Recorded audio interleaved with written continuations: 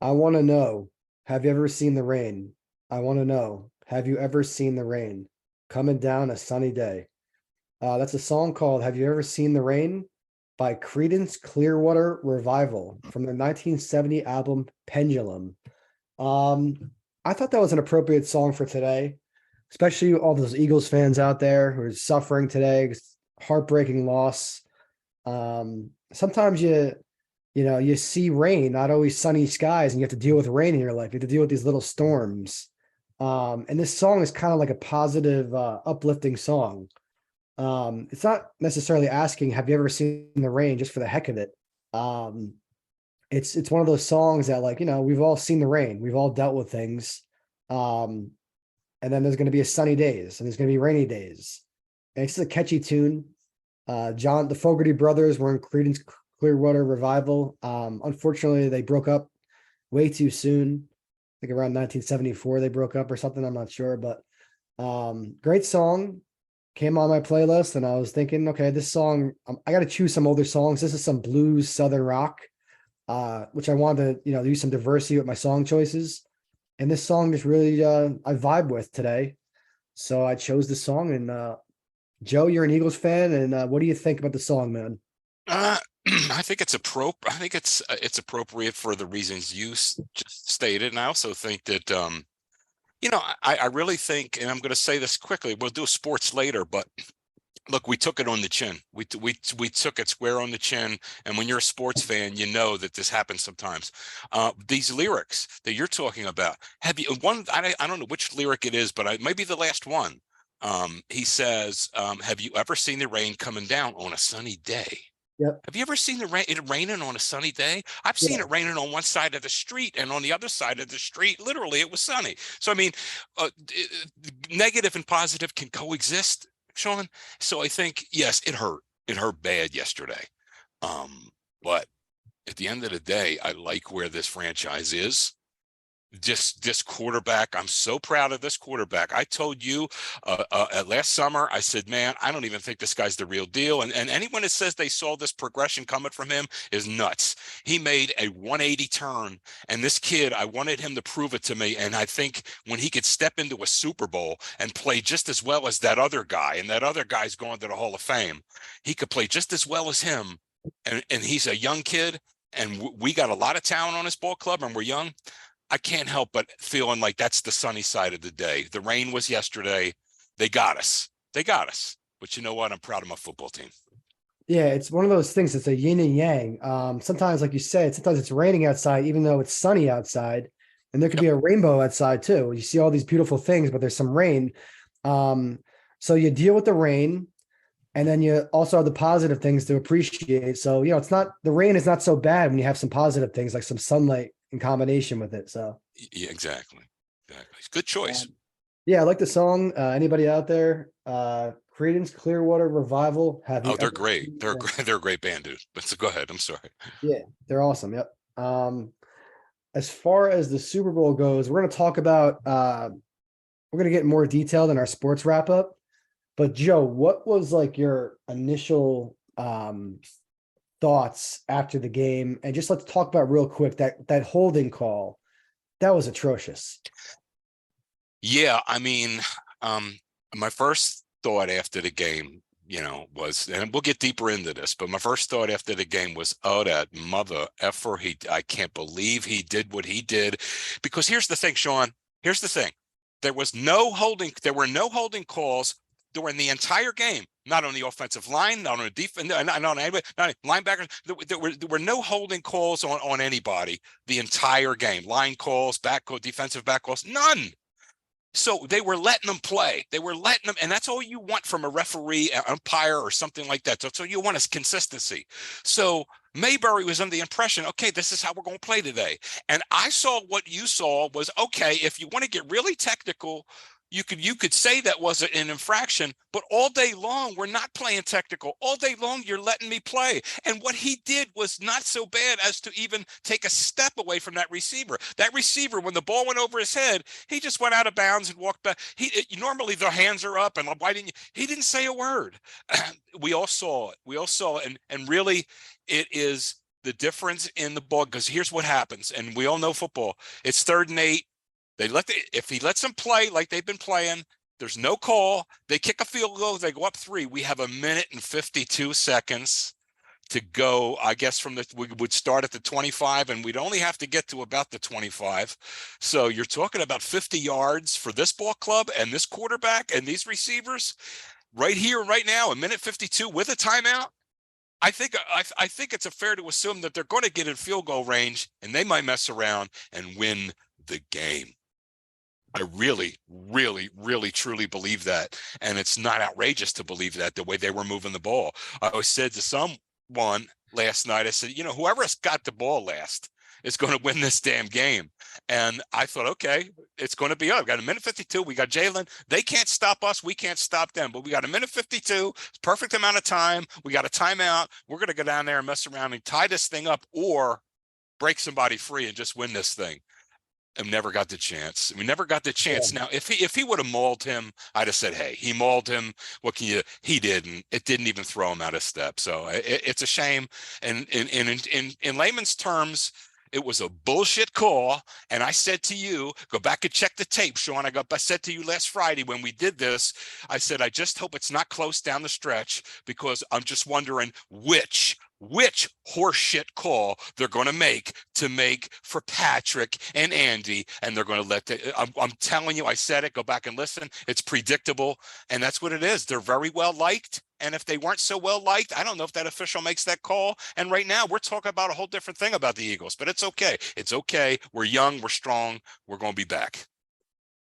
Yeah, good that you're positive, because a lot of Eagles fans are like burning, they would burn down the city anyway. I don't know. I got to find some footage of because before the game, I'm very proud of them. They were flipping over cars before the game, but that's, that happens a lot. I didn't see that anywhere. What I did see on the news last night is how well behaved everyone was and how well we were taking it. I didn't see any stories like that.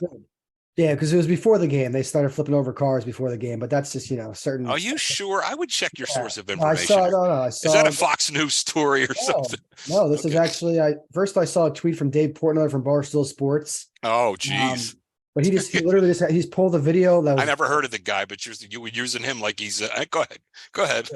But no, these are trusted videos. This happened. They're tipping over cars before the game. They're hyped up, I think.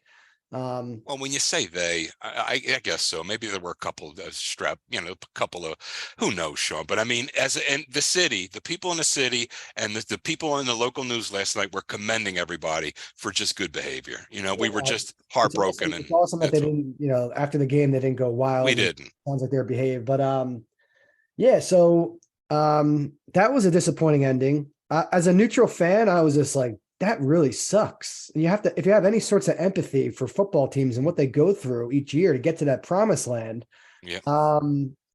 Horrible ending. And it wasn't like, like you said, there was like no holding calls the whole game, but then the ball was basically uncatchable. Even if he never even, laid a finger on the guy, he wouldn't have caught it anyway. Right. That was the whole thing. These refs have to be aware of, like, okay, that ball wasn't catchable. And how long did he hold him up for? He basically put his hands on him briefly. And then briefly.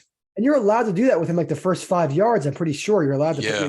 So I don't know what to think, except that I was very unimpressed with how you want to say it was classy that Sirianni and the Eagles players and Bradbury to like not blame the refs after and not get fined. You want to say it's classy, fine. But I thought it was BS. I thought they should have been angry.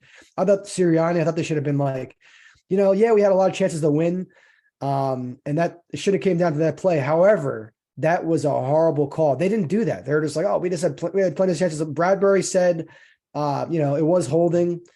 Sirianni said, the standard generic answer, the politically correct answer. I was disappointed at that. I want to see some dead honesty, because behind closed doors, they're probably like, what? Oh, I saw Bradbury, Sean. I saw Bradbury, and he did say they asked him, and he was choosing his words correctly, because whether he's going to be here or with another team, he's got to make a living in this league. So he's got to watch what he says about these guys. But they asked him, and was it holding? And he hesitated. He's like, well, I tugged on his shirt. I guess that's holding, that kind of a thing. My take from Bradbury was like, well, yeah, I kind of tugged the shirt a little, but WTF. That's kind of what I got from, because they asked Bradbury, do they normally make that call? and he said very gently, and he selected his words carefully, but he goes, in the playoffs, I've kind of seen them like sometimes let that go. That's what he said publicly. You know what he said privately? I don't want to tell you what he said privately, but he's like, it was like, technically that was holding, but WTF, dude, WTF, man. That's the call. There's no holding calls all game long, and that's the one that's going to make you whistle, throw a flag. There's no way, guy. There's no way. There's just no way, Sean. And I'm telling you, when you're those officials they knew. If I'm an official there, I'm thinking, okay, if I'm going to call something, it better be flagrant. I'm not going to call some ticky-tack bullshit, because this is going to cost the Eagles the game if I call a penalty here. So I'm not going to let him get away with murder, but I'm not going to call any ticky-tack bullshit. He called ticky-tack bullshit. If you look up ticky-tack bullshit in the dictionary, there's a film of that play, but go ahead. Yeah, and they really did rob the fans of another Super Bowl magical ending, or at least the possibility of it, because it's going to go down in history. Oh, he hit a last-second field goal to win the Super Bowl 57 for the Chiefs. It's like, no, you didn't. You basically hit an extra point that was asterisks, won you the game, because what should have happened is he would have made the field goal. Eagles would have got the ball back, like you said, and the fans would have been treated to a very exciting, dramatic ending, and we never got it. And that's because those zebras and those black and white pinstripe, those uniforms with those cheesy hats and that cheesy outfit, they decide to meddle into the Super Bowl. And I am appalled, shocked, totally offended, angry, and I feel for you, brother. It sucks. Thanks, man. And you know what, Sean? If he mauled him, I'd say, you know what, dude, Bradbury's got to know better. He's got to know what he did. I would tell him to do that every frickin' time. I'd say, Bradbury, don't change a goddamn thing, because you know as well as I do, they've been letting you do that all game long. So it was just one of these things where, look, it is what it is. I give all the respect in the world to Andy Reid. He came out in the second half, and he came out with he saw something, and that offense was completely different than it was in the first half. They got our ass. We'll talk about it. Yeah, we'll get into it later, but that's what it is. That's what it is. Yeah, but all in all, the future's looking so bright, man. We got to wear shades here, because we got a great young quarterback. Let's get into the Rihanna halftime show. My thoughts are, didn't know she was pregnant. Was wondering why she wasn't like showing any skin and wearing some nice outfits that the guys can really, look at her and appreciate her beauty. And what she wasn't dancing and moving a lot. And those are red flags. It's like, okay, then we found out after the game she's pregnant. So it's cool and historic that she performed while she was pregnant, because I don't think it's ever happened before. However, we were robbed of like her full potential, like, because she could really dance, she can move, she can do a lot of things, and it was just very. I respected. Here's the positives. Like, she didn't have a band out on stage with her, taking away the attention. It was all about her and all shining on her. The dancers were just out there. I thought the special effects were phenomenal. She was very high up in the air. It looked very cool from a visual standpoint. She chose like all her big songs. So that was cool. But it was just like, kind of obviously now looking back, she was pregnant. It was just more of a lethargic performance. You didn't get to see a lot of her really doing her, showcasing all her talent. But she did play a song that I really like. Where Have You Been? I was surprised she plays Where Have You Been? That's one of my favorite songs that she plays. But, she played a lot of her big hits, and I don't know. I think the reaction is mixed. Everyone always says they're lip syncing, and yeah, they're partially lip syncing. There's a track playing in the background, but I'm pretty sure she was singing at least some. But that's kind of a standard operating procedure when you're a big stadium like that during a Super Bowl halftime, where things can't really go wrong, and they shouldn't go wrong. But what did you think about the halftime performance, Joe?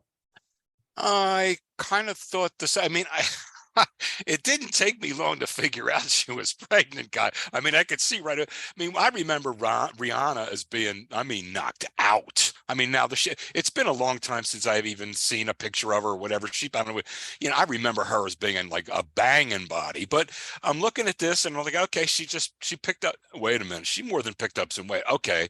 She messed around and got pregnant here. I could see that right away. I didn't need. Well, the thing was, she just had a baby in May of 2022. So I was thinking, okay, she still has some like baby pregnancy fat on her. I see. So that was my thinking. I didn't know she was pregnant again, though. Okay, you thought she was still swollen from the past. Okay, no, I looked at her. I thought, oh, she messed around and got pregnant again. Okay, and this and that. And I thought for being pregnant, she's doing a pretty good job here. And honestly, Shawnee, I don't know. I remember how cute and adorable and sexy this girl was. I don't know of any song that she did. I don't follow the, I don't. I really don't. Maybe if I heard it, I go, oh, I didn't know she does that, because it's just not my kind of music. I am eclectic. And I think there was one song that she does, something about "You Made Me Feel Like I'm the Only Girl in the World" Yeah, or yeah, something. yeah. I like that song. I just like that song. I think it's really well done. I like the way she sings it. But other than that, I couldn't tell you a song that she did. But it's just not my whole, like the other one, like Beyonce. I don't I think there was one where she says uh-oh. I think that's about the only song I know that she does. It's not my if I do like hip hop or whatever, it's with a little bit of more force, a little, you Yeah. know, So I like, think she go ahead. she played 12 songs, not the full songs, obviously. But I'm very surprised she didn't play Disturbia. And I thought it was a big miss that she played Run This Town and she didn't have Jay-Z come out and play, because Jay-Z would have brought a ton of energy. If Jay-Z came out and started singing on Run This Town, that would have been great. Yeah. So I think that was a miss. Not having Jay-Z out there cameo for Run This Town, not playing Disturbia. And then opening up with that song, it's called Bitch Better Have My Money. Opening up with that song was kind of like, we want to open up with a banger, right? That song's okay, but I mean, Joe, again, like you're listening to this, like I'm talking, like I'm an alien talking, like you don't know, because Yeah, you don't listen to a ton of Rihanna, but I know like Rihanna, all her, like I'm like a big fan of Rihanna, so I was just like, man, this is a little bit, but I digress, and I thought the whole, the presentation was good, like the special effects, the visuals were cool, but it's kind of a letdown in a lot of different regards, oh though. yeah, I don't think it met up with all the hype. No. It didn't meet the hype. No. Um, as far as Nick Sirianni crying to the national anthem, I thought that was very cool. That Nick Sirianni is shedding tears. He was so moved to be in. He's such a young guy, and he's a coach. He never thought he'd be a head coach. He's a head coach. Yeah. He never thought he'd be in the Super Bowl. He's in the Super Bowl. Maybe he thought these things. Maybe he manifested them, obviously. But what I'm saying is, he appreciated the moment. He's like, this is amazing, and he couldn't help but hold that. The cry. His tears were just flowing. I thought that was cool. Yeah, I think it's cool too. You put yourself in his shoes and you're standing there and you're saying, dude, I'm coaching in the Super Bowl. I'm a head coach in the Super Bowl. So, I mean, that's gotta, and just the way they did the song too and everything. It's an emotional moment anytime, even for us sitting here watching it. You can see it on the players too. It's an emotional moment because you think about a lot of things during that, so, I mean, they think of things, we think of things but he was probably, and he said that you think of the times all your life, how you got there and the people that helped you and so forth. And to think I'm coaching a pro team in the biggest sporting event on the planet. I'm coaching in the Super Bowl. I can't believe it. Yeah. So yeah, I thought it was cool. Yeah, that was very cool. As far as the commercials go, I left unimpressed with the commercials. I was like, nothing really made me laugh. I thought the best ones was the Dave Grohl Crown Royal one, because I'm a big Dave Grohl Foo Fighters fan, but just without, I just thought it was a good idea with the Canada thing. Famous things from Canada that we didn't know. I didn't even know football was created in Canada, apparently, American football. Thought that was a good one. I like the Dunkin' Donuts one with Ben Affleck and J-Lo. I thought that was clever. I like that one. It's not really an original idea. They have like videos online of like these famous people who show up at like fast food places and surprise people, but to use it in a commercial, I thought that was pretty unique and cool. So those two are like my top two commercials. What about you, Joe? Did you have any commercials that really like stood out to you? Do you watch the commercials? I didn't really pay much attention to them. I think because I was aggravated for much of the second half, and even in the first half I was just kind of it was just in football mode. And you run to the men's room or you go here, you go there. I just didn't pay much attention to the commercials. And I guess the ones that I did watch, I mean, sometimes you watch your TV, you're looking at your TV screen, but you're thinking about something else, like, geez, I hope they run this play or do that, that kind of a thing. I didn't pay much attention to it, but in listening to you, I guess it's because they didn't capture my attention because they weren't really creative. enough as Yeah. usual. I mean, Yeah, I usually, mean, you were locked in as your team was playing, so it's understood. I also thought the yeah, the Sylvester Stallone Paramount commercial was pretty interesting. yeah, It was like a Sylvester Stallone mountain. yeah, I thought that was pretty interesting. Then they had like Beavis and Butthead in the commercial. yeah. Pretty sure it was a Paramount Plus commercial, so they had all people who were on their network. He's Stallone's in Tulsa King, so I thought that was pretty cool. That's not a new concept though. For these, like I think a couple years ago they had like a commercial. I don't remember, but it was like a bunch of like big names from like these movies that this network has. They use them all in the commercial, showcasing the network. I thought that was pretty interesting. But now I'm thinking about it.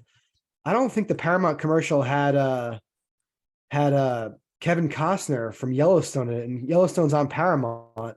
But I think this commercial was more promoting Paramount Plus, and Yellowstone's actually not on Paramount Plus, so maybe that's why.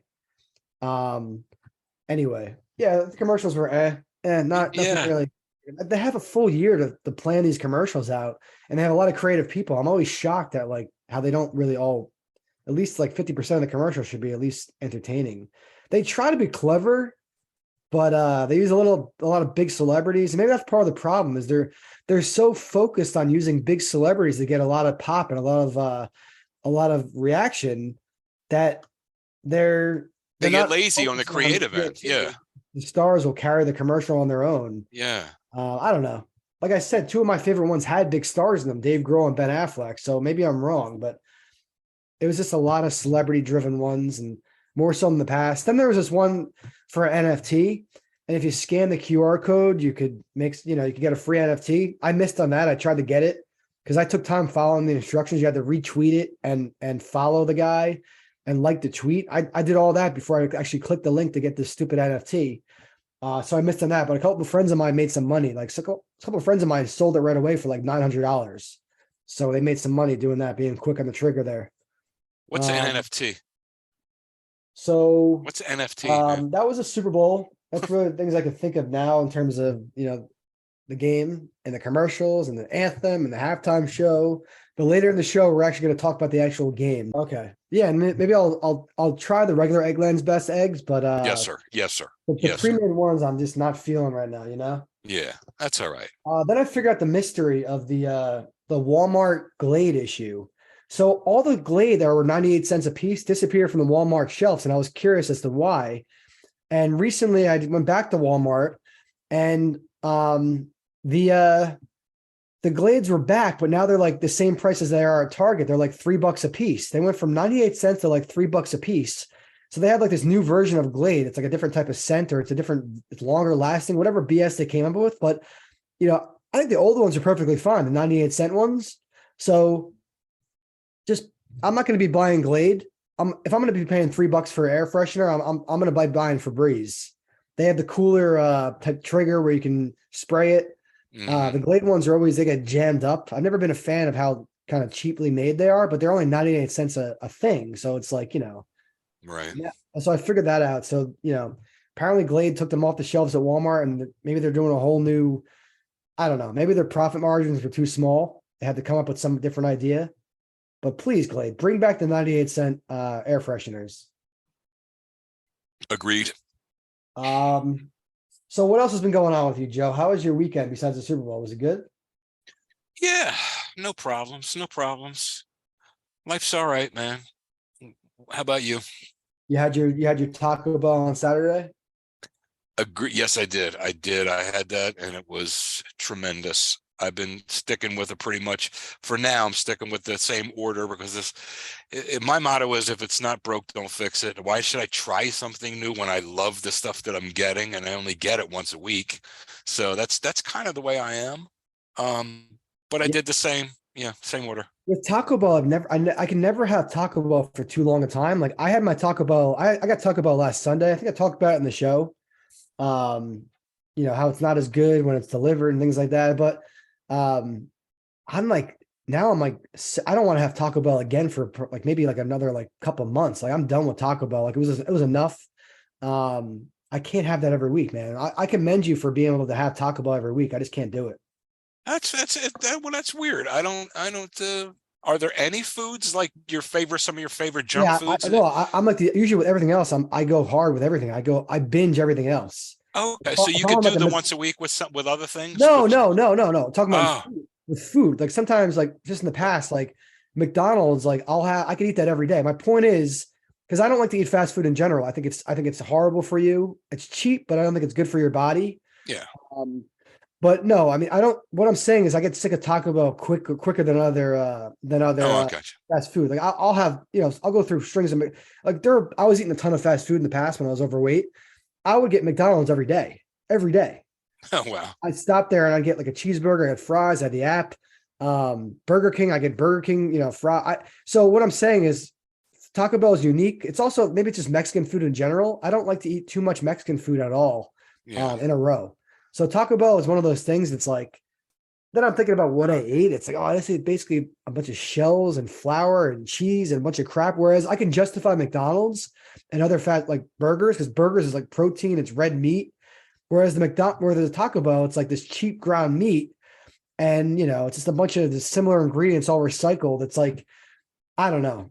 I just can't do it. I can't do it, consistently for long periods of time. It's just a once in a while thing. Yeah, I've been on it for once a week now for about 2 months. So I'm getting ready to mess around and just start thinking about, not necessarily this week, but I'm starting to think about making another move. But I'll move from burgers and fries at Five Guys to Taco Bell to pizza.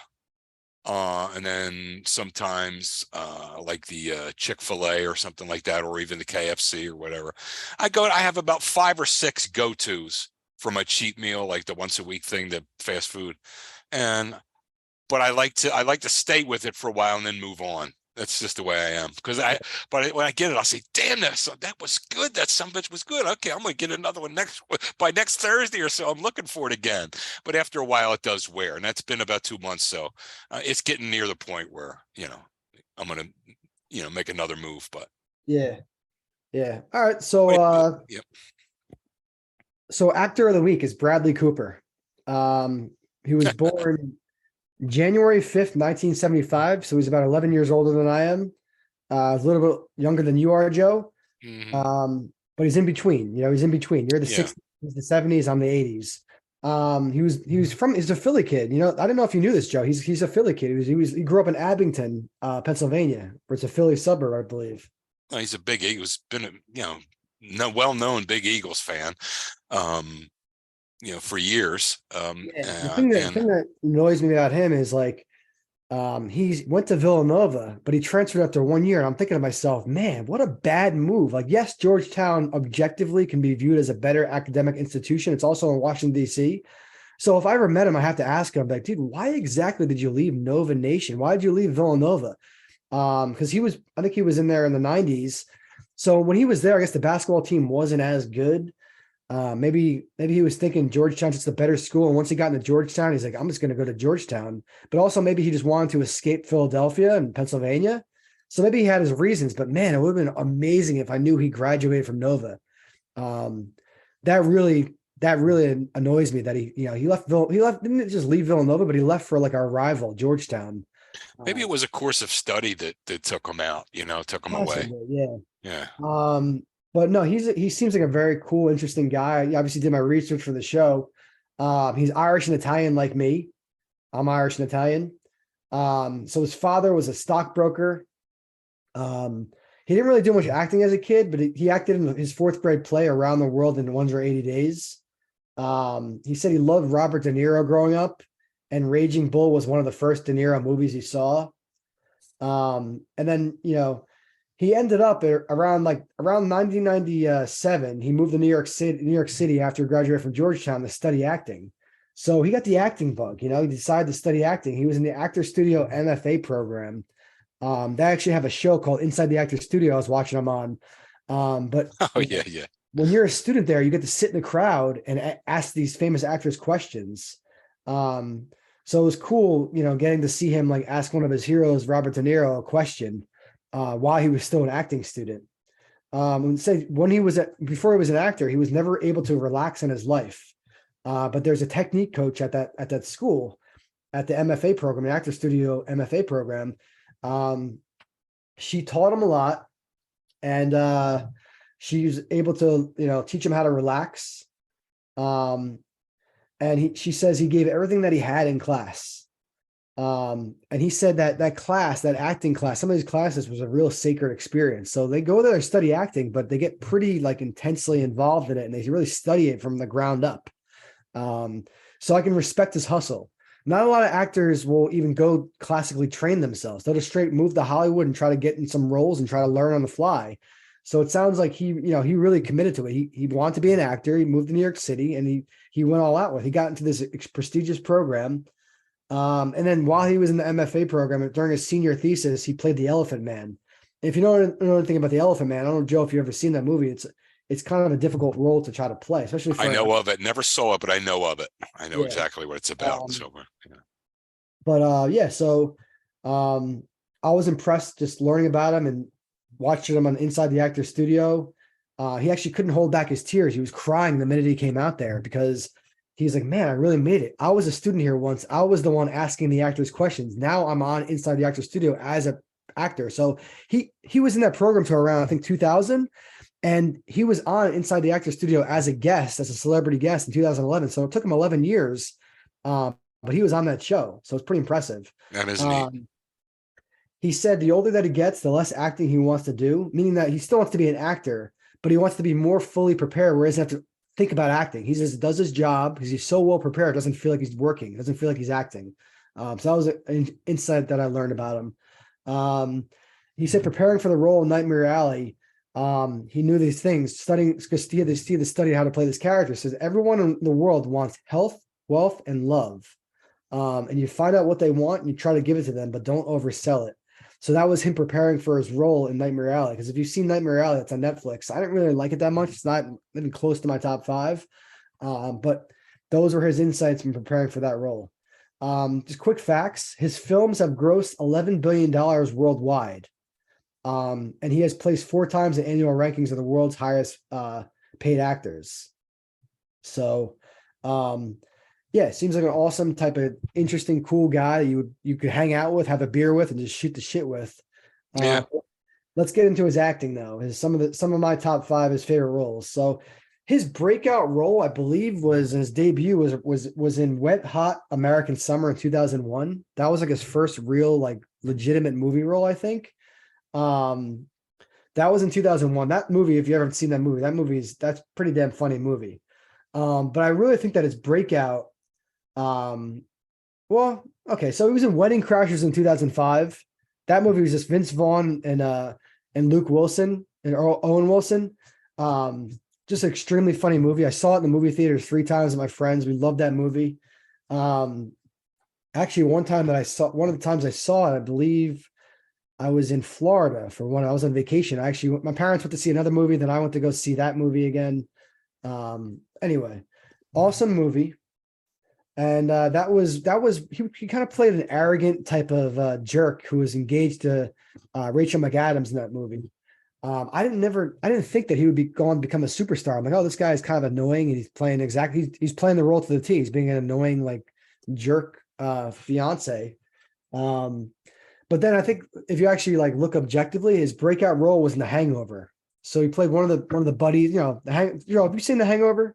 Yeah. Okay, so those movies are amazing. Yeah, that was really what that was. I guess that was his breakout role, and then from there it started rolling. He was just in a bunch of movies. He was in a movie called Limitless about a guy who takes a pill and becomes like a genius and can do anything. Silver Linings Playbook, that's in my top 5. Yes, sir. That movie's amazing. That's from 2012. And who's his father in that movie? Robert De Niro. one of his childhood heroes is an actor, Yes. and a guy he like revered. Yeah. You have to co-star with him, so that's honestly probably one of the best moments of his life. He's got to consider. Probably. He played a guy who was bipolar in that movie. He was released from a psychiatric hospital, and he moved back in with his parents.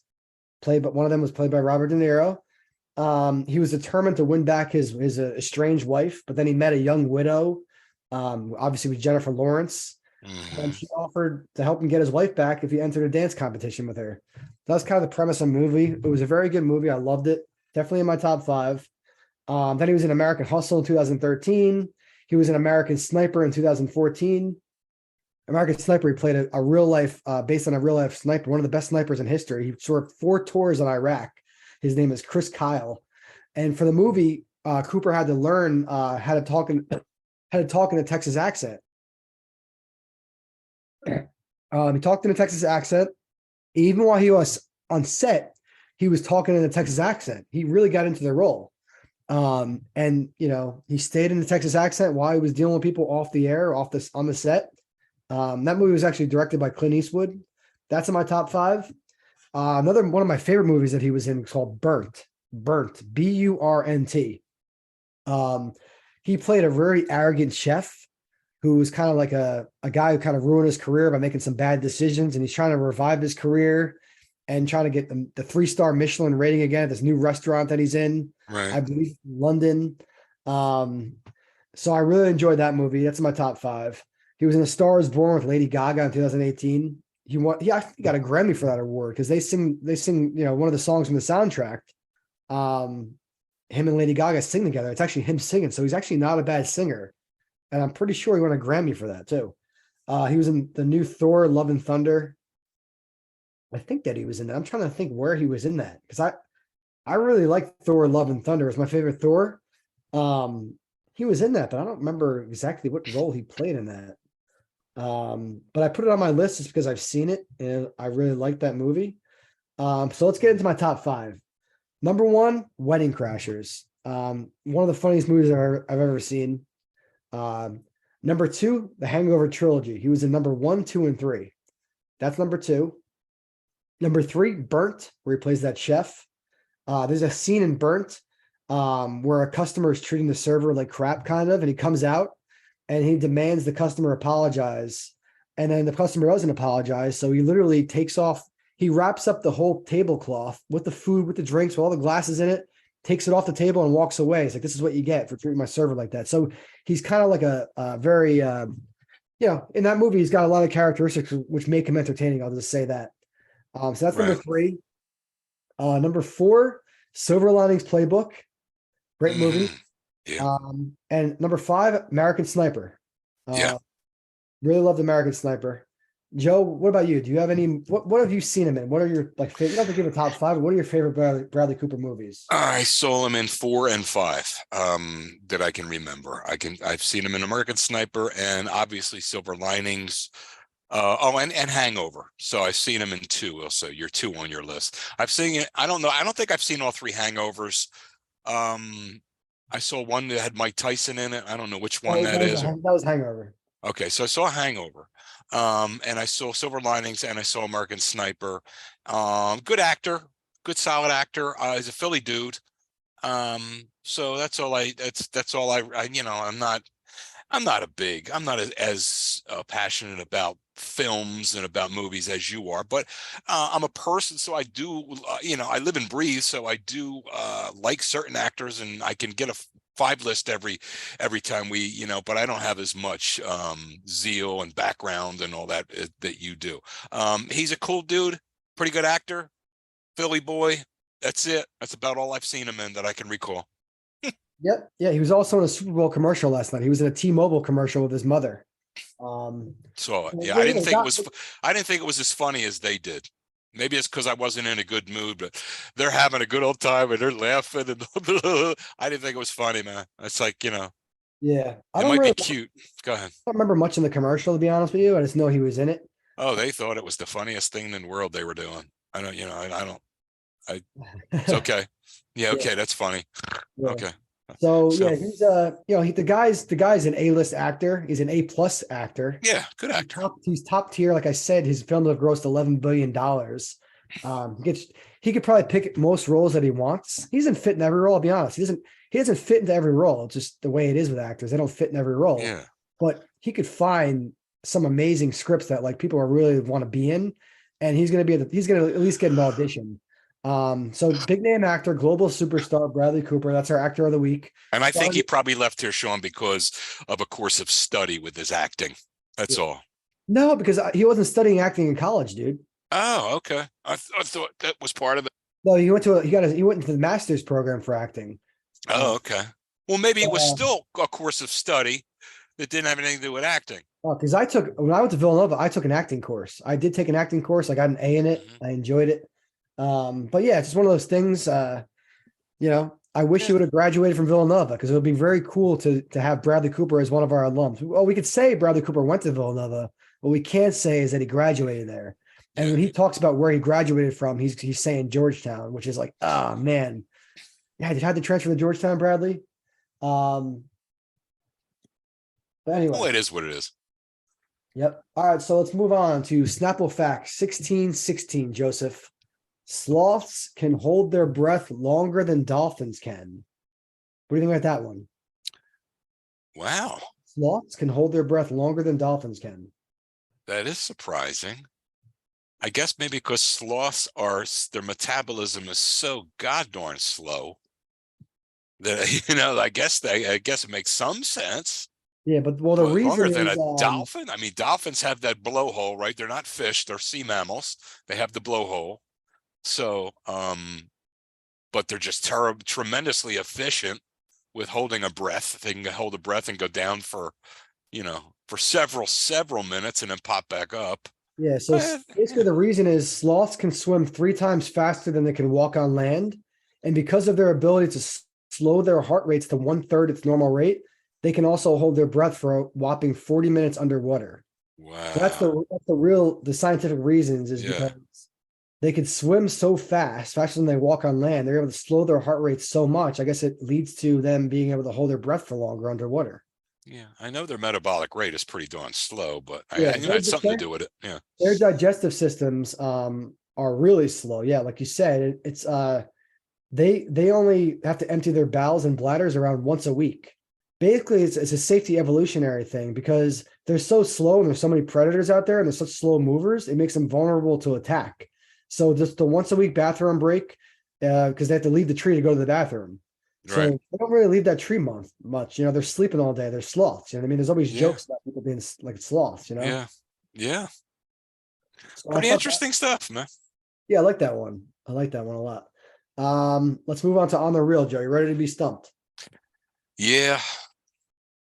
Okay. All right. I just read this today and yeah, it makes a lot of sense, I guess, but it's also pretty interesting. A group of angry Eagles fans who attended the Super Bowl were arrested for sneaking into the Chiefs locker room and trying to steal the Super Bowl trophy. I think it's called the Lombardi Trophy. They dressed in Chiefs gear and they acted like employees. It's kind of a theme, like, because that's why I'm trying to stump you, because it's like I've been choosing stories where people like impersonate people and try to do things. And when I saw this story, I'm like, this is really going to get Joe. They already had it planned out. If we lose, they even got an interview. If we lose, we're going to dress as Chiefs fans and go into the locker room and get the damn trophy. Yeah. I can't believe you watched the 11 o'clock news, but you'll probably see that tonight in the news. Oh, yeah. Next story. A scientist discovered the largest penguin that ever existed. They discovered it in New Zealand. They discovered the bones in 2017. But the story just came out. They call it a monster bird. They said the bird weighed about 350 pounds. So a very monster bird, large penguin that paleontologists discovered. Very interesting to know that there was giant penguins. Mm-hmm. Okay, so last story. A woman in Billings, Montana, who's a huge NFL fan, raised over $25 million to try to entice the NFL to bring a football franchise to their state. So I guess Montana wants a sports franchise. They love football there. The fund started in 2017, has been gaining steam. They know that 25 million is not enough to build the stadium, but they think the NFL will notice how much they raised and have no choice but to bring a franchise there. They're like, look at us. We raised $25 million. We want an NFL team this bad. And even if the NFL doesn't accept the money towards the franchise, whatever it costs to start the franchise, they want to donate the money to charity. So they're trying to like be very political. Like, we raised 25 million. If you give us a franchise, we'll donate it to charity. And apparently there's a long list of people who want to own NFL franchises and who are interested in starting, owning a brand new franchise. So Billings, Montana, very intriguing story. The possibility of having a Montana football team. So those are the stories, Joe. What do you think? Two are fake. One is real. Well, I think if you're going to start a franchise or you want to start a franchise somewhere, you're going to appeal to people that already have a lot of money and love football. And there are plenty of those people around. So if this woman really wanted to do this, she would probably track down some really, really wealthy football fans in that area. Well, $25 million, dude, is a lot of money. You know, she raised it, but I think if you're going to start it and you're 25 million is a lot to us, but just, I go find a guy. Look, here's the thing. I don't buy it. Okay, that's it. I don't buy that one. Let's just save you some time. I don't buy that one. Nor do I buy that first one. That's just too convenient. I buy the middle one, the penguin one. Okay. Well, I got some bad news for you, Joe. Okay. You are correct. Okay. All right. Well, that's cool. So the penguin one, you thought the penguin. So what about the Eagles one threw you off? What spooked you about the Eagles one? Because I don't want to tell you, because if I tell you, that's going to give you a leg up next time you're trying to formulate another bullshit story. You're going to say, "Oh, he's already on to this." So I'm not going to make you aware of my thought processes. That's giving you a leg up. Because you're thinking that I'm just making up stories of people trying to get into places, impersonating people, so that you probably, I don't know. I thought that was a very believable story where they snuck into the locker room and tried to steal the trophy, because stuff like that happens. No. That's what you could do is sell that to someone from Omaha, Nebraska, that some Eagles fans did that. I know it's them Eagles fans. That's the way they are. Come on. Eagles fans are not going to go do it. Why steal a trophy, man? Why, come on. That's, but if you get some schmuck from, two below or whatever, you could say, "Hey, you see what these Eagles fans did? Oh, I heard they're pretty damn crazy." Look, here's the deal. And look, if you're from two below or from out there, I'm kidding with you. All right. I'm joking. But here's the thing. That one I didn't go for at all. We don't want that, man. We want it, but we want it if, you give us a chance to win. If you didn't rip us off and gave us the ball with 152 left and, we didn't score, that's one thing. But look, we want it, but not like that. And they're not going to try to. And that thing's not sitting it's not sitting all by itself in the locker room. All the players have it in the locker room. It's all footage of them passing it around and drinking.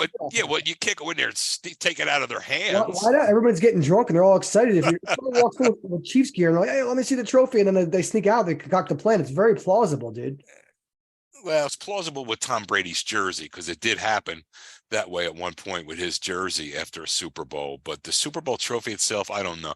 I didn't go for that, and I was the one from Billings, Montana, was 20. If I would have said they raised like, I don't know. What would you have said? I'm not telling you, because you see what I'm doing now is giving you. You're getting some insight as to how I process things. Why should I give you that? Because for future stumpage, I don't want to turn you more onto my line of thinking and my rationale, because then I give you a leg up in the chess game. You see what I'm saying? You may say, "Oh no, he won't buy that because he didn't buy this, or he thinks this way, and I'll get him." Not going to do it. Not going to do it. Not going to do it, as George Bush would say. All right, my brother. What's next? All right. So Bryan Kohberger and Alex Murdaugh update. These jerk-offs again. So basically, the update I have about Kohberger is that he was investigated by the university for making women feel uncomfortable, because he got fired from his student assistant teaching job, his teacher's assistant job. He was making women feel uncomfortable. He was being a creep. He was being investigated. They had a verbal altercation with a professor. And the crazy part about it is the faculty called the meeting to discuss growing concerns about his behavior. And then they terminated him. But department leaders, they met on November 2nd for an improvement plan. And then 11 days later, he killed the students at University of Idaho. So literally 11 days before the murders, they were already discussing this guy's a nuisance. He's making girls feel uncomfortable. The students are complaining about his grading. He was really harsh on grading. So there were a lot of red flags around this guy before. It's unfortunate they couldn't prevent the murders, though, Indeed, my friend. Indeed. And Alex Murdaugh, apparently everyone's getting their dream to see this guy in the stand. He's planning to take the stand in his own defense. The plan could change, but he's apparently he's going to testify in the murder trial as early as next week. So that's going to be very exciting, seeing this guy on the stand and seeing what the prosecutor can do to make this guy feel so damn uncomfortable and throw him off and get him to start just singing. You know what I mean? I saw footage of him on the news tonight. Have you seen the recent footage? There's footage of him calling the night he called 911, the night he murdered his wife and his kid, and then 10 minutes later he called 911, and the acting job he puts on, and oh, it's bad, I took their pulses and there's no pulse. Oh, it's really bad, and the crocodile tears. And it just shows you him going through all that and him spitting all kinds of bullshit and everything. And you're like, man, this guy is a freaking piece of work. He is. It's just, oh my God. There are no words. There just are no words. So, but if you get a chance, that footage is floating around, Sean, of the night he called 911, and there's a camera on him. And the stuff he's saying and the way he's acting. And then he comes back to them after they're putting a tarp on their bodies. He comes back to them and says, they're dead, aren't they? They're really dead, aren't they? Oh, you jerk off. You jerk off, you piece of shit. I hope they give him the chair. I really do. They don't give anybody the chair, but you know what I mean. I hope they take him out, man. Anyway. Yeah. That's how I feel. That's just my opinion. Doggone it. I have a parlay tonight. I have a parlay bet. And I've had this one guy in Miami Heat, Bam Adebayo. He's 6'9". He averages a lot of rebounds per game, at least 10 rebounds a game, or 7 or 8 at least. For some reason, in the first half, he only has 1 rebound. I don't know what's going on. I know this is interrupting our segment really here because we haven't finished the Kohberger and Murdaugh segment, but just give you a live update. This man, Bam Adebayo, he's 6 foot. He's tall. I don't know how he plays basketball. He averages at least 8. I don't know what goes on sometimes with some of these sports things, but 1 rebound in the first half, that's pretty pathetic. So I don't know what's going on. Bam, please get more rebounds in the second half, buddy. That's yeah. Anyway, so current events. Just read this article today, New York Times. It's called Nausea, Wobbling, Confusion. Dogs are getting sick from discarded weed. So places where recreational use of weed is legal, smokers are tossing the remains of the joint in the street. Dogs are eating them and getting sick in increasing numbers. Veterinarians and poison control centers have all the data. It's been proven fact. Dogs are getting sick. I'll give you an example. A lady had a mini golden doodle, about 2 years old. She ate a joint that was on the ground in Staten Island. And it wasn't the first or even the 10th time the dog's done this. It's happened a lot of times. And the dogs, some of the signs is the dog's head start to bobble. And the dog is stoned pretty much. Their head starts to bobble. They start to behave a little bit differently. And they're if you're going to smoke weed in public, don't discard your joints on the ground. Throw them in a garbage. Get rid of them. Because all these people probably have dogs. So would you want your dog getting sick or dying from ingesting marijuana? Right. Past 6 years, there's been a 400% increase calls about marijuana poisoning. There's a pet poison helpline. There's a 24-hour animal poison control center. Most of the cases have been reported in New York and California. So I'm all about marijuana being legal. I'm all about the recreational use. However, I'm just out of curiosity, and I told you before too that as an alternative to opioid painkillers and so forth that I get prescription wise and so forth, I tried recently the edibles, and they're what you're getting. It's all measured out. It's legal, and it really works well on pain, and it doesn't have any near the side effects that the opiates do. Now, the only thing, so I've tried, and I'm familiar with marijuana. And when I went to high school way back a million years ago, there were times, and this was a different time and everything, but when people smoked a joint and marijuana a cigarette for some people who don't know what we're talking about. You smoke the damn thing, and then it gets down to a certain length, and then you clip it. You clip it with something like an electronic little alligator clip, and you would say it's a roach clip, because when the joint gets down to like about maybe a quarter inch, you're going to burn your fingers, or you're going to clip it. So you didn't want to waste anything, and you smoked it through till it was almost nothing left. Now, my question is, what are the dogs actually eating? I don't get it. They're eating the marijuana. There's no marijuana. I mean, marijuana of what? People who smoked a joint outside and like smoked it all the way. They don't finish the whole joint and they throw the rest of it out, and there's still marijuana in there, dude. Yeah, but do they still smoke it all the way down with a clip and everything? No, most people who smoke joints don't finish the whole joint, So really, there's always some left in the end of the joint. You can't smoke the whole thing usually because it just doesn't light up anymore, or whatever the case is. But these joints, they're throwing these joints in the ground. Dogs are ingesting this and getting sick. So they appear a hell of a lot of roaches. Like I say roaches, I mean tiny microscopic butt left over from a joint, and the marijuana probably in there is probably so little. I'm wondering. I mean, are these chihuahuas that are getting? All sorts of dogs. Okay. All sorts of dogs, dude. Well, I love dogs, and I would never want to see them get sick. But it's just in my history of, and I'm not an expert, but people who smoke joints, they want to smoke every last little bit that's in there. They don't want to waste any marijuana, so they smoke it all the way down. That's what I tell you, dude. I smoke joints, and there's always some left in my joint, and I never leave it outside. I never throw it on the ground. I'm just telling you, dude. There's always some left at the very end. There's always. Well, I love dogs, and I would encourage people to, if they're going to, if that's going to happen to dogs, I would encourage, people, like you said, put it out, make sure it's all the way out, put it in your pocket and save it for later, or do something, but don't put it on the ground and endanger. Now, that's A, and B is I don't understand if you lay a half a sandwich on the ground or some crackers or some candy maybe, but I don't see why a dog would eat just pot, but dogs would eat any goddamn thing. But it's happening. They fielded nearly 7,000 calls for marijuana toxicity last year, 11% increase from the previous year, dude. You know what it could be, Sean, too? It could be people have this stuff at home and they don't lock it down right. It's a combination. It's a combination. Yeah.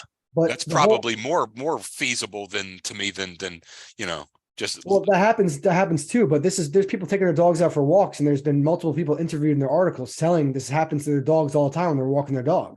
Wow. So there's this park in Brooklyn called Prospect Park. I came in first place in a 5K there in 2015. So I'm familiar with the park, and this lady says she walks her dog there all the time. And congratulations for first place too, by the way. Thank you. It was my first race I ever ran. I get obsessed with things. So I knew that I was running a lot, and then people at the gym saw me run like a madman, the treadmill. I was literally sprinting for over an hour, and they said, "Why don't you enter a race?" So they planted a seed in my mind, and I'm like, maybe I will run a race. So the law school hosted their own race called Race Judicata. I entered it and I won. I beat a guy from Amsterdam. He came in second place. He was shocked that I passed him in the last lap. But but yeah, so the dog, cool. They're getting sick more often in places where recreational use is legal. This has been going on for years. People have been letting their pets eat stuff that they shouldn't eat. But they said the best protection is to train your dog to leave the items alone.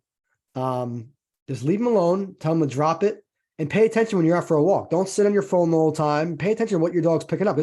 There's some advice too, like pay attention to what the hell your dog's doing if you really care about your dog. Yeah. You know what I mean? But the signs are they appear difficulty balancing. They're a bit wobbly. Walking's difficult for them.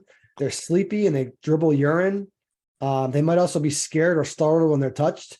So it seems like a very innocuous sort of current event. Like, why are they talking about dogs ingesting marijuana? Who cares? But anybody who's listening, this could help them, because if you have dogs and you're taking your dog for a walk, make sure you know what they're picking up. But also, if you're smoking joints, you're walking around the city, wherever you are, smoking joints, don't just throw them on the ground, because it could kill someone's pet.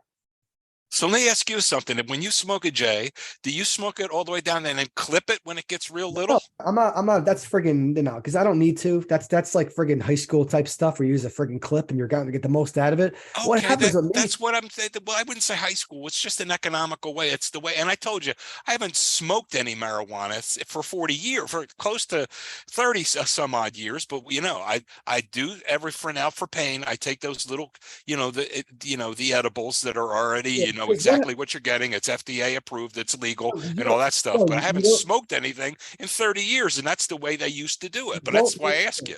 I you just learned don't something. You guys don't do it. This new generation, you don't do that. you don't need a clip or a roach anymore, or you don't need a like a tweezers to hold onto the roach, they call it. Right. Because these days, what I do is I have these pre-roll cones, so I don't even have to roll mine. I just have their cones. They're already wrapped for me. I just have to, grind up the Oh, marijuana and put it into the cone and then twist the top. It's very easy and convenient, but there's oh, there's mouthpieces on each cone. So the mouthpiece enables you to hold on to something. So you don't need, if it gets down to the very end, your fingers aren't getting burnt. You have the mouthpiece to hold on to. But oh, what okay. happens is my joint eventually will just stop lighting. It just, the light goes out. I'm already good. I smoked enough. I feel fine. Right. And there's Now, what very do you do little. with that? The, What oh, do you do with it? I save them because just in case, like you're saying, just in case, maybe one day I'll Yeah, cut them open and I'll put the rest out. And I'll just use it just in case. yeah, But honestly, most times I'll just, throw them all in the garbage, get rid of them in make sure they're safely thrown away. Um, yes. but Properly extinguished, exactly. and Yeah. then So thrown away strategically. yeah, You may be better off to keep them on one, like to walk them out to the curb and put them, But anyway, yeah, to make sure that no one can get into them, kids or dogs or something like that. You yeah. know, you dispose of it properly. But yeah, Sean, I never even thought about that. That is a different way that people are going about. So I don't smoke the shit.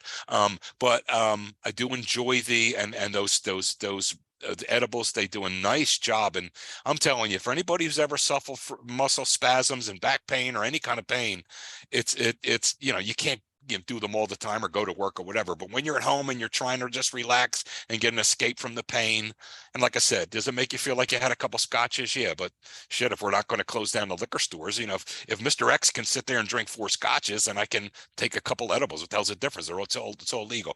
My point is though, I've seen them, the younger guys in the with the like to buying these cigars, and they'll empty the cigar and they'll put their weed in the cigar.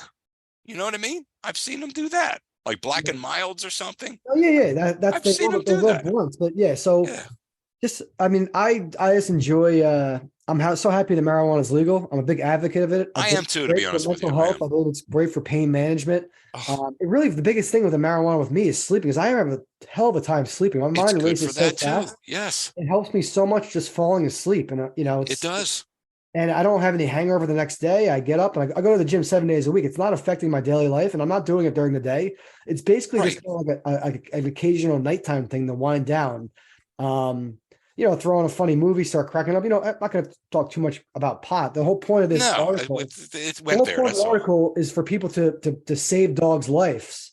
Yes. To be aware. Don't throw your joints in the ground, and be aware what your dog's eating. This is very important. So I think anybody listening, especially if you dabble with marijuana, just be aware of these things, because it's, it made the New York Times. It makes the New York Times. And it wasn't a short article in the New York Times. It was a pretty extensive article. I mean, I have a lot of notes on it. So it's one of those Yes. things. Just be careful. And you're like me. I just love, I think of dogs. Dogs are like 3-year-old kids. I love dogs. And, it's not even funny. Well, the dog gets stoned. Ha ha. No, no, no. What you're talking about is a creature that has that's a fraction of our weight and size. So if they eat a little something like that, it's no joke. And you get too much of anything is no good. So I would hate for a dog to be sick or anything like that on my account. So I would think most decent people would. So like you said, Sean, for these folks that go out and whatever, be responsible. Think about where you're throwing that shit, you Yeah. know? Yeah. Okay. I was going to do another article, but I'm going to save it for next episode. It was involving Chat GPT, and it involves, remember the search engine Bing, Joe? You ever heard the search engine Bing? Yes, I've heard of it. So Bing's making a comeback. Microsoft is incorporating Chat GPT into their search engine. So we'll talk about that a little bit more probably next episode. But the dog. I didn't realize the dog weed one was going to go on for so long. So Well, we got it to do went one to there. It sport. went there. So that's what we do. We're not going, if it goes there and on its own fruition, we're going to take it there. So Yep. that's it. So let's first thing I want to talk about sports, like I talked about briefly because this is noticed, is Bam Adebayo. He's a center forward for the Miami Heat. And he's never had a game, at least the past like 20 games, he hasn't had anything less than, okay, so he had one game on December 5th where he only had 5 rebounds versus Memphis. But he gets like last game versus Orlando, he had 17 rebounds. The game before versus the Rockets, he had 9 rebounds. Indiana, he had 9 rebounds. Every game, the man is getting at least, for January 29th for Charlotte, he had 4 rebounds. So he has these occasional games where he doesn't get a lot of rebounds, but it's really weird. How tonight he only has 2 rebounds so far in 23 minutes. I don't know what's going on, but I had this hell of a parlay. I have a really beautiful parlay that I put together. It has like 12 different picks on it. And it's to win about $300, and I'm probably going to lose because Bam Adebayo is not going to get to 8 rebounds. So I don't know. Anyway, Yeah, I take that bet. I know Bam. I mean, I don't know basketball that well, but Bam Adebayo is a great defensive player and a great rebounder. He's a big dude, and over under 8 rebounds for him, I'd take over almost every day, unless he's going against some monster. No, he's going against Jokic on the Mavericks, but on the Mavericks and the Nuggets. But it's one of those things where I'm not watching the game, so I'm judging him by not even watching the game. Like you're saying, there could be other reasons, but he's like the biggest rebounder on the team because Jimmy Butler has 7 rebounds, and Jimmy Butler is a good rebounding guard. Don't get me wrong, but Right. Adebayo should be collect. I thought I just did 8 just to be safe. I thought he would get possibly 15 rebounds tonight. So I don't know what's going on. He's not in the game anymore right now. They took him out of the game. Yeah, this is why betting is annoying because you get frustrated over these guys and you want them to do certain things, and you're wondering why. This he's built to get at least he can get 8 rebounds in his sleep, and it just doesn't. Sometimes the things just don't make sense sometimes. But anyway, Yeah. the Super Bowl, Joe. So do you think if Jalen Hurts never fumbles that ball and they go down the field and they score a touchdown that drive, they're up 14? You think that's the game? Well, if they're up 14, what were they up 10 at halftime? What were they up at halftime, Sean? Yeah, wasn't it like 24-14 or something? Something like that. They were up at 10 at halftime, right? So at halftime they were up 24-14. Yep. Okay, so they got outscored. They should have been up 24. No, I'm sorry. They got outscored in the second half, 24-11 in the second half. Right. So without that fumble in the first half, they're up 24-7. Then you're looking at a completely different thing. And you know what else? I had a feeling when he fumbled the ball and he accidentally kicked the damn thing toward their end zone too. I'm like, Jesus Christ, you're fumbling it and now you're going to accidentally kick it. I mean, my God, I had a feeling though, when I saw that and I'm seeing it unfold, I'm like, yeah, he's going to shake it off psychologically because he's a tough kid, and he did. But you can't erase those 7 points. And I said, oh my God.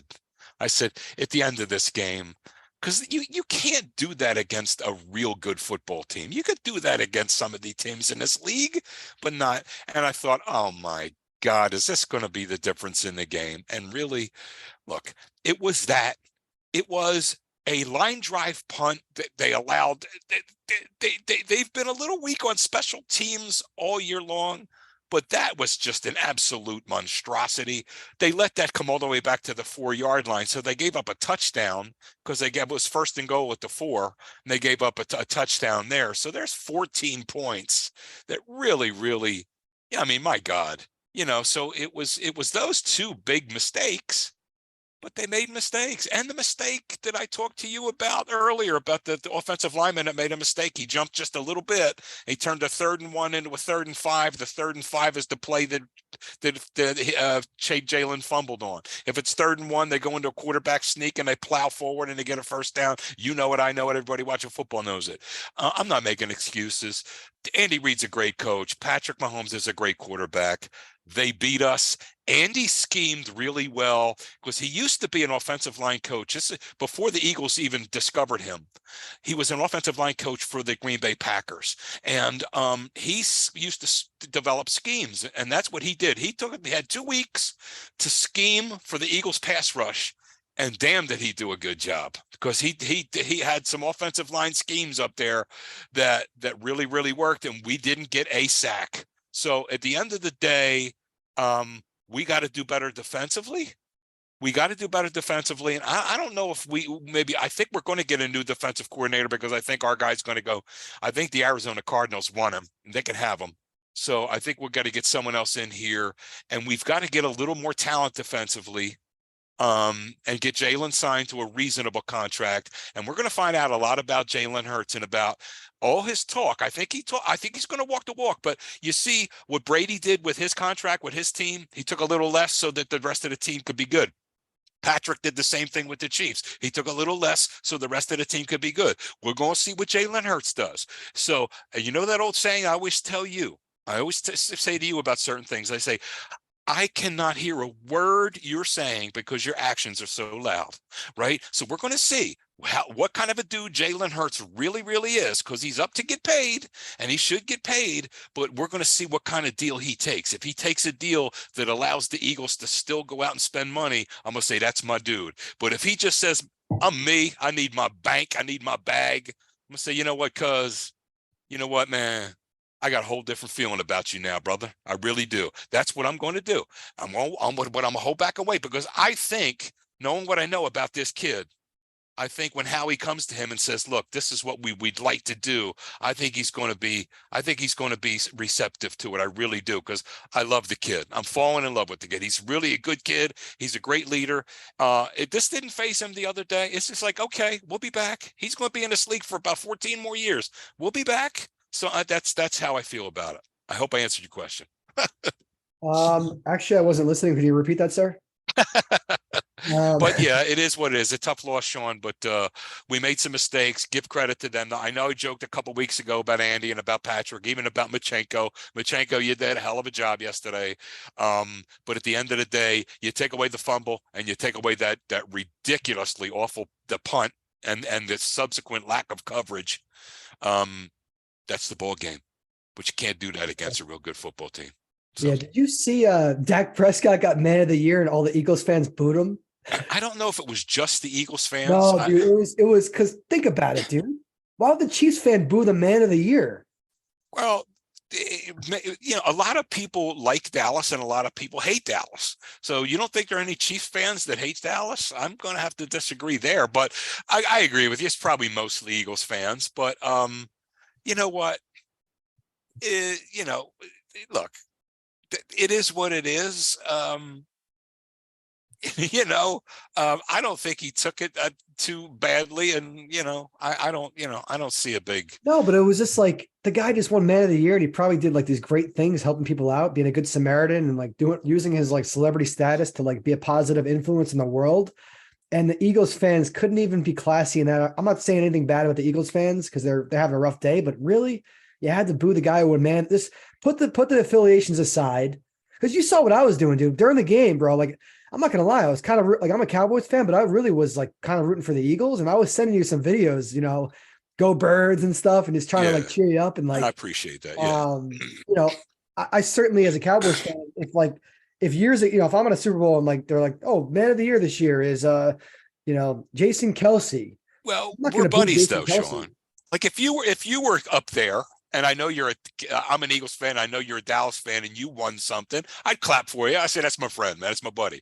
But if I didn't know you, I may be inclined, especially if I were a little tanked up, to like boo or whatever. I don't know. Yeah. Sometimes I wish they would have cheered, but they didn't. But it's not like they threw bottles at the guy either. Come on. Yeah, you defend the Eagles fans so much sometimes. So sometimes you got to take a step back and be like, yeah, you listen, there's some bad apples, you know what I mean? And sometimes we do the wrong, because I learned about this in psychology in college. Group think is a scary thing. When people get together as groups, they can either do really great positive things for the world, or they can do some evil, heinous things. So these collective Eagles fans are so pumped up for the game, and they heard Dallas Cowboy and they hate Dak. They probably didn't. They were like, boo this man, instead of just saying, wait, he won Man of the Year. Let's just like, come on, guys, let's clap. Let's clap, guys. Right. Yeah. Well, here's the thing. There was a certain percentage of the Eagles fans that were there because it was pretty quiet. When he introduced each team and everything, it was fairly quiet in certain moments. I'm sure during that moment it was fairly quiet. I'm going to tell you, all Eagles fans didn't boo a Dak. All Eagles fans didn't. Were a lot of them there that did? Yeah. And they did it kind of in gamesmanship and that kind of thing. But all the Eagles fans that were there didn't, Sean. I promise you that. And you should know people better than that. You should know that, and you do know that there's good and bad in everyone. There's shitheads in every fan base. There really are. Every fan base has shitheads, and most people are good and reasonable. And you know that. I know that. And were a certain amount of them there that booed him. Yeah, I wish they wouldn't have, but it wasn't all the Eagles fans that were there. You know what I mean? Yeah. You know what I mean? Anyway, so the game was the game was good. It was a classic Super Bowl, but it's not going to go down as one of the best Super Bowls ever because the refs, think about this. This is on the verge of becoming one of the best Super Bowls in history. Oh. And just because the refs made a call, like just dumbass ref, some guy who just puts on I'm not saying that the refs is a very tough job, but think about it, dude. Know your role. Don't make a call that's good. Like he had to know that's going to be controversial. What do you think? It's 3rd and 8, that's about to be 4th and 8. They're not going to go for it on 4th down, obviously, at that juncture of the game. The ref, is he thinking, or is he just like a robot? He's like, oh, the guy, but he didn't call it the whole game. The ball was uncatchable. That's to make that call makes me sick. Here's the thing. If I'm that referee, in my mind, I'm thinking, okay, because they know this. They know, these guys know football better than 10 times better than we do.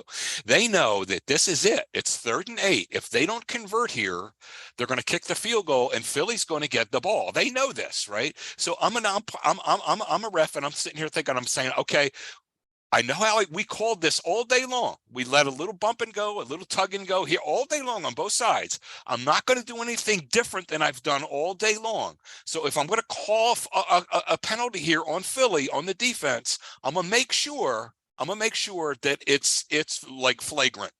That's what I'm going to say to myself, because I don't want the outcome of the game. That's what you're going to call.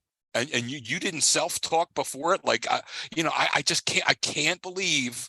Well, the only thing I swear to you, Sean, the only thing that comes to my mind is this guy likes Andy Reid and Pat a whole lot more than he likes Nick and Hurt. Now Hurts isn't unlikable, but Nick maybe can be, and Philly can be. Philly, a lot of people have the wrong idea about Philly and this and that. So, big old friendly, burly, jolly Coach Reid and Patrick Mahomes, they're much more likable. They're much more known.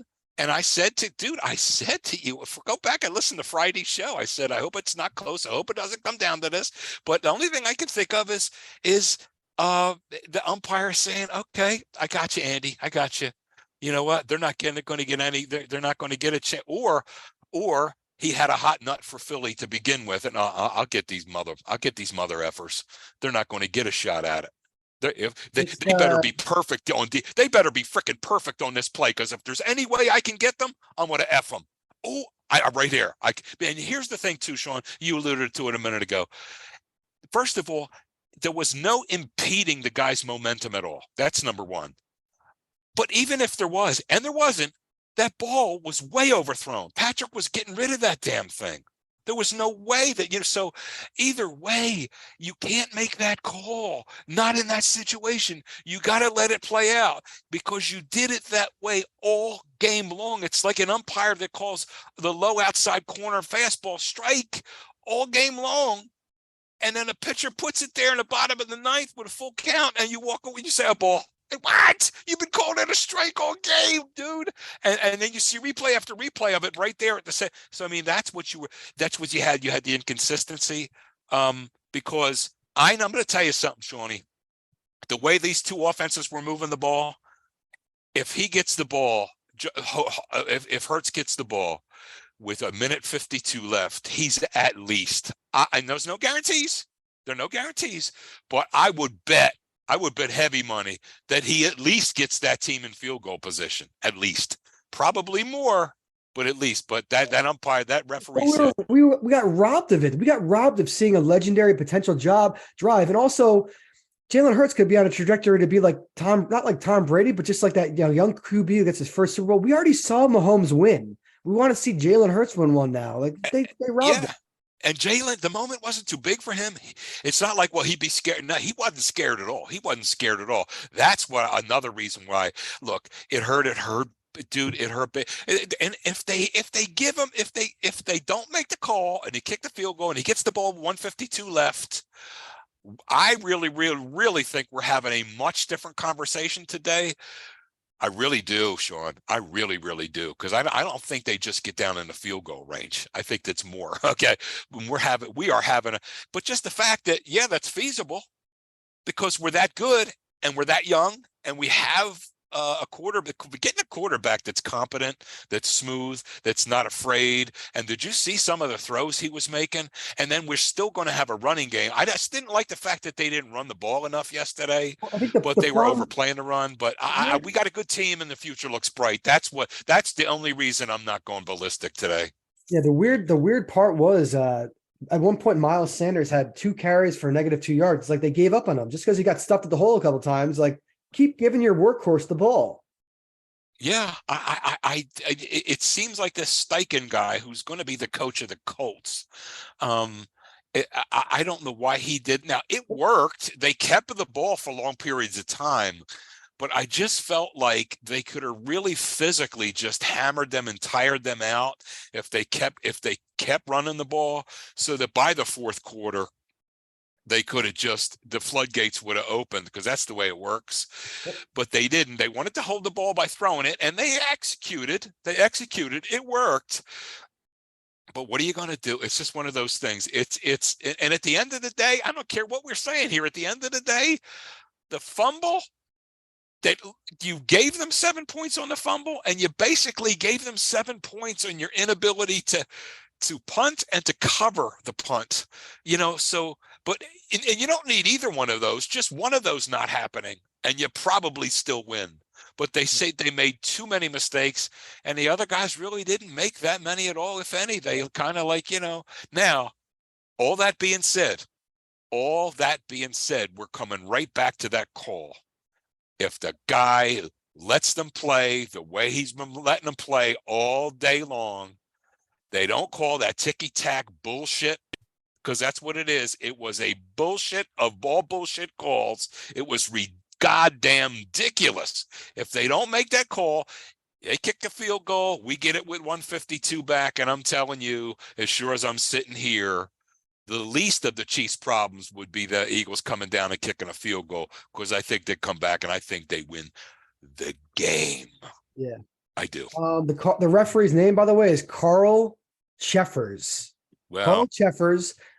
He says every ref has an excuse like this. He says the receiver went to the inside and he was attempting to release to the outside. The defender grabbed the jersey with his right hand and restricted him from releasing to the outside. So therefore we called defensive holding. Okay, idiot. We know that. We know this. Right. You call holding on every play in the NFL. This was the Super Bowl. This was a crucial game. This was a key play. This decided the whole game. And you made that call. And Sean, there's grabbing a jersey. There's grabbing a jersey, and then there's grabbing it, right? There was a little tug. He let go right away. It was barely. I mean, he took the jersey, pulled it a little, let go right away before any. There was no momentum change for that receiver whatsoever. And here's the big telltale: Dan Orlovsky pointed this out earlier today. He said this Schuster fella, when he was done his route, he just walked off the sideline like, okay, we didn't get it, and he's walking. He did not display the normal. And these receivers, if they feel like they're being tugged even a little bit, you got arms raised, you got this and that, you got nothing to indicate that Schuster felt like he was impeded whatsoever, because he wasn't. It was an opportunity. It was an opportunity for this umpire to either be really, really nice and friendly to Patrick and Andy and give them the Super Bowl, or it was an opportunity for them to stick it up the ass of Sirianni or the Philly fan or Philly or whoever. One of the two was either done in great generosity or great spite. I can't believe it was just a regular thought. Like, no, I can't believe that. Yeah. Can't believe it. You want to hear something crazy? The Eagles didn't have any sacks throughout the whole game.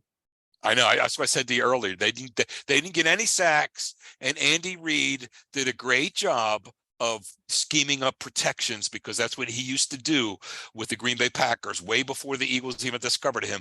He was an offensive line coach, and he did a great. That's his roots. So he had 2 weeks to develop a lot of schemes, blocking schemes for the offensive line for protection schemes, and he did a damn good job there. Now also, the goddamn slick field didn't help either. I mean, when you get a slick field, like if it's snowing or Everyone was something, complaining about that field. They said it was horrible. right? Well, when you get a slick field, this is differently slick. It's slick for different reasons. But like if you're playing just a game in middle of November or wherever, and it starts sleeting somewhere, and the footing gets, you know who the first people that it affects? It affects the pass rush. Yeah. Because it's all torque and leverage.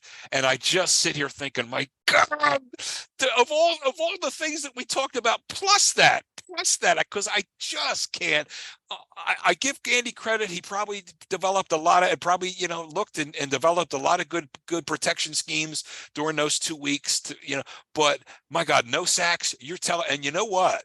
Where it really affects you is rounding the corner, like each defensive end. If there's weaknesses on the Chiefs offensive line, it's each tackle. So, and the strengths on each side are our defensive ends. It's like, my God, can anything else go against us? We need our guys to have full grip and full traction, and we're getting this shit. Because I'm telling you, I'm just telling you that everything happened. That's why I'm not too bummed, because I know I said to you before the game, we have the better squad. And I still say we have the better football team. Yeah. They beat us. We didn't win the game, but we have the better football team. I'm sorry. I still say that. You guys had 35 minutes of possession, about 36 minutes time of possession. They only had 24 minutes. It was a cleanly played game. I mean, You guys had 6 penalties for 33 yards. So your last and final penalty was added up to 33 yards. They had 3 penalties for 14 yards. Each team only punted twice. No interceptions thrown. They had 2 sacks on you, including that, that big fumble by Jalen was huge, but you guys really just on paper, except for that big turnover, you guys really just dominated. If you look at the score sheet and say which one of these teams won the game, anybody would say, oh, that team had to win. They didn't, though, because it was just dude. The 7, it's like if Jalen stood there and said, here, run this into the end zone, take yourself 7 points. I mean, I'm not, obviously that wasn't what he, and I'm sure he feels bad about it, and he's human. He made a mistake. It happened. It should have never happened to begin with, because it should have been 3rd and 1, but that unfolded the way it did. And then that punt that put them at 1st and goal at the 4. And then I know that's a tough place to be as a defense. Like, now you're 1st and 4 at the goal line, like right by the goal. You're first and goal at the 4.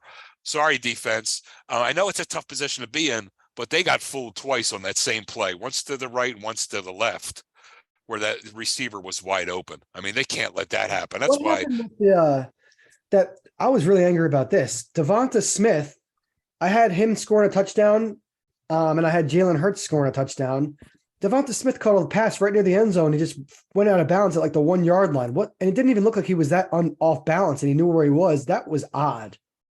That was odd. I think Jalen had a great game. If Jalen puts that ball, 3 yards, 4 yards in front of him, because he had to slow down. If he just pangs that ball a little deeper, I guess sometimes quarterbacks say that the toughest guy to hit sometimes is the guy that's downfield wide the hell open. Believe it or not, because you don't want to mess it up. It's like right there. So you're a little more aim than you do just normal. It could have been thrown a little deeper, and he catches it in stride and he hits his head on the goalpost, but it was what it was. It was a little underthrown. He had to come back to it, and then he just kind of lost his balance. I was very strict, because such a talented receiver like Devonta, I was very confused. I was like, wait, I mean, I won a lot of bets last night. I won some good money, but that's like the only bet that I lost. The only bet that I lost was Eagles money line. And then the friggin' Devonta Smith, was so close to scoring. So those 2 bets. Anyway, it was a great game. Unfortunate ending. The ref should be in witness protection. I'm not saying anybody go hurt the ref at all. Please don't hurt this man. please don't threaten this man either, because I know the guy's No, and this is coming from an Eagle fan. I don't know what I don't know what it was, but you know what, man. I mean, and there are no guarantees, but But I I do. sure would have liked to see what this kid would have done with a minute 52 and that ball starting at his own 25 and only needing to get to about the 25, you know. So Yeah, only needing 50 it's yards for this offense. Shit. it's I don't want this guy to be injured or harmed in any way, but I will say I want him to live with this the rest of his life, and I don't want him to be a ref next year at NFL. I want the NFL to suspend the ref. That's how bad it was. What Suspend it. what I'd like is all the referees to look at this and say, look, guys, if you really want to vouch for him and you really want to say, oh, well, by the letter of the law, you were not living by, quote, the letter of the law the entire game, because consistency is all these players really look for. It was no laundry thrown pretty much all game long. It was not a holding call whatsoever the whole game long. And that's the play you're going to throw the first holding? That one there? Are you kidding me? Are you kidding me? So I want the referees to look and say, guys, sometimes we do have to understand the situation we're in, what a call is going to mean to either team at this situation. And if so, I mean, think of the game you're in, think of the situation, think of how far along in the game you're in, and think of what a call is going to do to the whole game. Now, that being said, if it's a flagrant, you got to call it, right? You got to call it.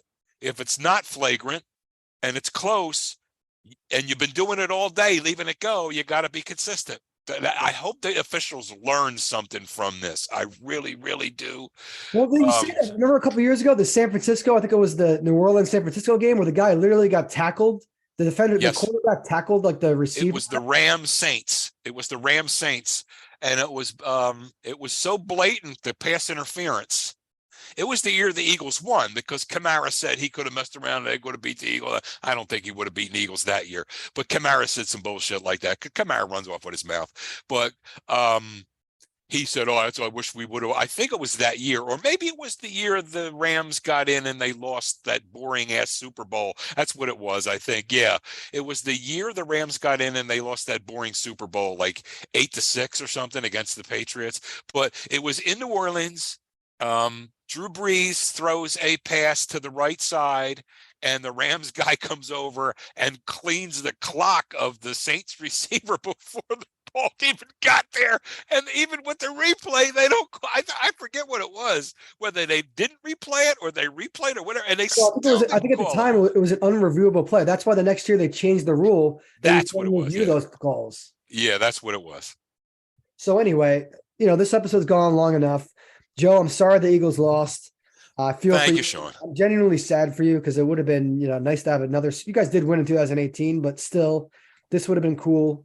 Yeah.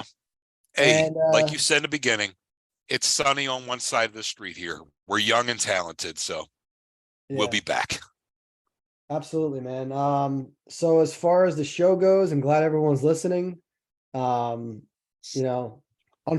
ending to the Super Bowl. We're all thinking about it. But as the lyrics in the beginning of the show say, I want to know, have you ever seen the rain? Sometimes you have to see the rain to appreciate the sunny days, Yep. But Joe, the floor is yours. Mommy's all right. Daddy's all right. They just seem a little bit weird. Good night. Take care.